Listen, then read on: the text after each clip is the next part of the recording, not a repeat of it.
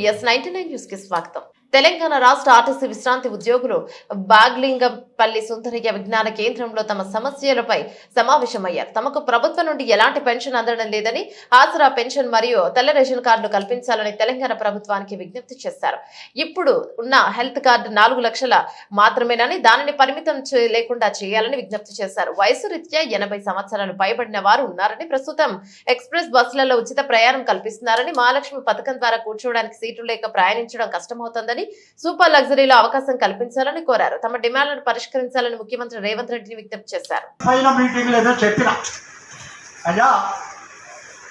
ఒక విషయం మీ అందరికీ నేను చెప్పదలుచుకున్నది ఏంటనేది ఉంటే, హైదరాబాద్ సిటీలో ఉంటూ రాష్ట్ర జిల్లాలు తిరిగినటువంటి వారు కార్యదర్శిగా పుట్టుకోవటం, చాలా అనుభవంగా నా వెంట నమ్మకంగా తిరిగినటువంటి విషయం ఇస్తే చెప్తా, లేకపోతే ఏం చెప్పండి.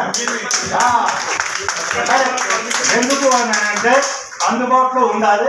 ఇంకా అనేటువంటిది కూడా మీ అందరికీ నేను విజ్ఞప్తి చేస్తూ అతను చేయాలనేటువంటిది నా ఆకాంక్ష, కోరిక.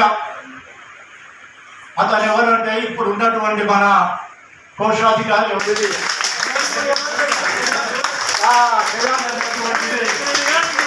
నా ఆకాంక్ష.